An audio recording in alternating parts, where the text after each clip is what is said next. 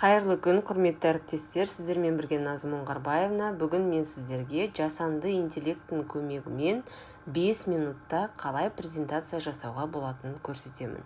Ол үшін біз өзіміздің Google аккаунтымызға, кез келген браузерға кіріп, Google аккаунтымыз арқылы кіреміз. Және де іздеу жолағына Gamma AI деп жазамыз. Іздеу жолағына Gamma AI деп жазамыз. Қараңыздар, мінекей шыққан ең бірінші сайтқа емес, Gamma App деген сайтқа кіретін боламыз.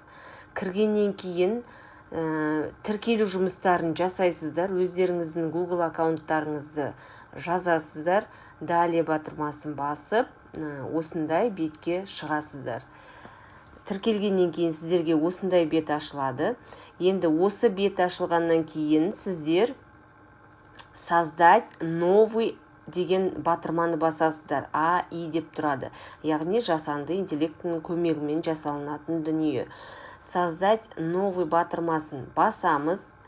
Осы жерде опишите его, яғни слайдтарыңыздың промптын жазыңыздар деп тұр.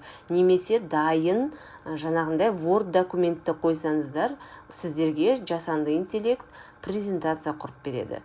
Әйтпесе жаңағы промпттарыңызды жазып қою керек болады. Енді промптты біз қай жерден жазамыз? Промпт бізге ChatGPT жазып береді, дұрыс. ChatGPT-дан промпт жазу үшін біз ең алдымен мынандай ережелерді сақтауымыз керек. Қараңыздар. Жасанды интеллектіге дұрыс промпт жазудың формуласы. Сапалы нәтиже алу үшін промпт міндетті түрде 4 бөлімнен тұруы керек. Ол яғни бірінші рөлі болу керек, және контекст болу керек, талап және нәтиже. Осы 4 пункттан тұратын промпт жасаңыздар, сіздерге мықты нәтижелі жұмыс дайындап береді. Яғни рөл дегеніміз қандай? Мысалы, сіздер ChatGPT-ға жазарда айтасыздар: сен әлемдік деңгейдегі презентация дизайнерісің. Немесе сен информатика мұғалімнің білікті дәрежедегі мұғалімісің деген сияқты қылдырып оған рөл бересіздер. Келесі, маған төмендегі мәліметтер бойынша кәсіби деңгейдегі презентация дайында деген сияқты жаңағындай нені айтамыз, контекстті айтамыз. Келесі контекст ол бізде пәннің атауы, сыныбы, тақырыбы, оқу мақсаты болу керек. Оқу мақсаты мен тақырыбын біз өзіміздің күнтізбелік жоспарымыздан алатын боламыз. Мақсатын жаздық, сыныбын, тақырыбын, пәнін жаздыңыздар. Енді бізге талап пен нәтиже. Талап қандай? Презентация Microsoft PowerPoint форматында жасалынатын деңгейде болсын. Ал нәтижені қалай көргіңіз келеді, сол нәтижені жазасыз. Мысалы, презентация TED, ED, Canva, Premium және Microsoft Decisioner деңгейінде көрінсін деген сияқты. Мен енді осы өзімнің жазған командамды, яғни көшіріп алып, ChatGPT-ға жібердім. Қараңыздар, ChatGPT-ға жібергеннен кейін ол маған 1 минуттың ішінде осындай презентация құрып берді. Ұмытпайық, ChatGPT бізге презентацияда құрып береді. Енді бұған дағы тоқталамыз. Мен сіздерге промпт жайында айтып жатырмын. Енді маған жақсы, бірақ маған промпт жазып бер деген едім. 1 минуттың ішінде маған дәл осы презентацияға промптымды жазып берді. Қараңыздар, мінекей мен жазғаным осындай форматын, визуалды стилін, слайдтың құрылымын, неше 10 беттен тұратын слайд деп жаздым, маған барлығын жазып берді. Маған тек қана бұны енді көшіріп, мінекей копировать, және жаңағы өзіміздің Gamma App, яғни Gamma AI-дың терезесіне апарып қоямыз. Терезесіне апарып қойғаннан кейін, қараңыздар, сұрауға жібереміз. Мен уже бірнеше рет жібергеннен кейін қазір сіздерге дайын нәтижесін көрсетейін, бірақ та қараңыздар, осылай бірнеше 2-3 минутта Gamma App осылай ойланып сіздерге дайын презентация құрып береді. Так, мінекей сіздерге енді мына жерде бірнешесін жазғаннан кейін презентация визуалды стилін қалай жүзеге асырғым келеді дейді. 2 нұсқада жасап берем дейді. PowerPoint-ке дайын құрылым беремін дейді. Біз осы PowerPoint-қа құрылым бер деп жіберейік.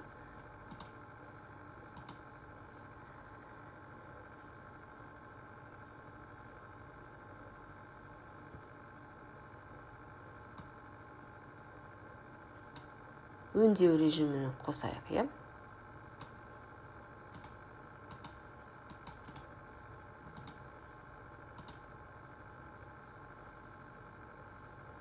Негізі бірнеше рет жазғаннан кейін гамма осылай жіберіп жатыр. Ал мен 3-4 мәрте жібердім. Сосын кейін барып осындай сұрақтар қойып жатыр. Енді қараңыздар, мына жерде агент дегені бізге слайдымыздың мәтінін жасап жатыр. Контур деген жерде бізде бірнеше, қанша бет, 10 бет дедік пе, сол беттің қандай мәтіндерден тұратынын өңделіп көрсетуде, және настройки деген жерден сіз өзіңізге қандай мысалы стиль, яғни темасы қандай болу керек, соны көрсетіп жазасыз, басасыз осы жерден таңдап. Мен кез келген біреуін бастым. Басқаннан кейін мына жерде генерировать деген батырма мінекей дайын болды. Осыны басамыз. Мінекей генерировать дегенді басамыз. Бізге 1 минуттың ішінде қазір әдемі презентация дайындап береді. Енді бұл аккаунттан презентация дайындала берсін. Мен сіздерге дайын презентацияны көрсетейін. Мына жерде қараңыздар, әрбір беттің презентациясына қазір бүкіл тақырыптардың бәрін қойып шығады. Ал мен сіздерге келесі аккаунтымнан дайын шыққан презентацияны көрсетейін. Міне қараңыздар. Мен жазғаным осындай болды, маған осындай презентация, дәл осы тақырыппен осындай презентация құрып берді. Енді бұл жерде, егерде сізге мысалы суреттер ұнамаса, жоқ әлде мәтіндерден ұнамаса, болмаса бір мәтін қосқыңыз келсе, бұл жерден өте оңай жаңағындай редактирование жасай аласыздар. Мысал қараңыз, ақпараттың өлшем бірліктері. Бұны өзгерту үшін мінекей мына жерде бізде стилизация дегені бар, иә? Мына жерде мысалы қай жерін өзгерту керек деген сияқты не бар. Бірақ маған барлығы өзіме ұнайды, көңілімнен шығып тұр. Сол себептен мысалы мен осы презентацияны қалдырамын. Осы жерден поделиться деген батырманы басасыздар.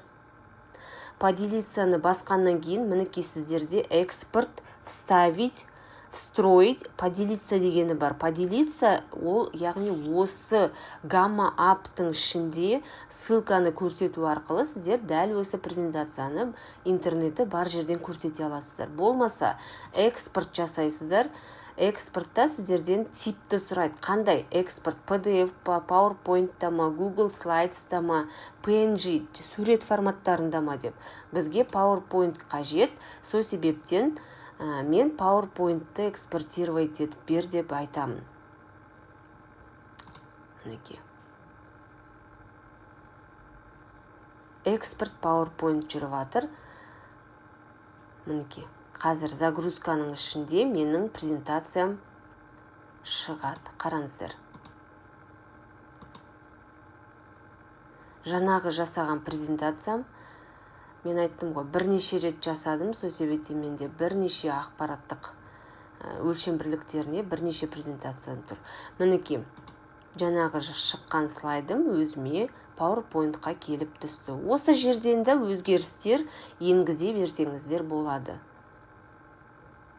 Бұл жерде тек қана жаңағындай презентация ғана емес, соңында практикалық тапсырмалары да бар. Мысалы, қараңыздар, мысал 1 дейді. 4 килобайт неше байтқа тең? Килобайт неше байтқа тең? Осы жерден оқушылар өздері көрсетіп шығарып береді. Мына жерде мынандай тапсырма бар, мысал, түрлендіру ережесі дейді. Қалай бұны түрлендіреді? Неден неге айналдырады деген сияқты. Мына бөлігінде мысалы өлшем бірліктерінің сатысы дейді. Қайсы?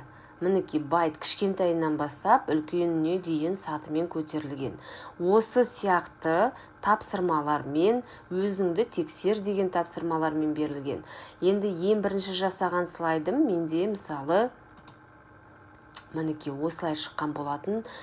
Бекіту сұрақтары, мына жерде қалай бересіз, сабақтың мақсаты, мысалы ақпараттың өлшем бірлігі дегеніміз анықтамасы, мына жерде негізгі ақпарат өлшем бірліктері берілген, және де қайдан алатыны жайында толық ақпараттың көлемін түрлендіру деген сияқты, және ең соңғы қорытынды бөліміне дейін жазып берді. Мысалы, бүгін мен білдім, түсіндім, және қиын болғаны, және сұрағым бар деген сияқты осы жерге оқушыларға жаңағындай жасап қойсаңыздар болады. Сонымен бұл бізде дайын презентация. Гамма аптың ішінде дайын бірер минуттың ішінде жасауға болады. Және де бұл жерде өзгертулерді де жасауға болады. Айтып кеттік, оны жаңа. Мысалы, темасын да өзгертуге болады, түсін де өзгертуге болады. Сол сияқты кез келген тапсырмаларды да өзгертіп, өздеріңіздің қалауынша жасауға болады. Мысалы, мына сурет ұнамаса, сіздер жасанды интеллектіге мысалы айтасыздар. Мына суретті өзгертіп бер деген сияқты жіберіп, жасанды интеллект сіздерге басқа суретті қойып береді. Ал енді жаңағы айта кеткен сіздерде ChatGPT-дің ішінде де бізде презентация жасауға болады. Мен жаңағы промптымды, яғни өзіме керек командамды ChatGPT-ға жазған кезімде, ол ең бірінші маған осындай презентацияны немесе Canva-ға заманауи Decisioner стиліндегі визуалды құрылымды презентация жасап бердім. Бұл мені PPTX презентацияны жүктеу деген сияқты маған жіберді. Енді қараңыздар, ақпараттың өлшем бірліктері 7-ші сынып деп тұр, ол бізде мінекей өлшем бірліктері 7-ші сынып. Қазір загрузканы ашып, мен сіздерге дәл осысын көрсетіп өтсем.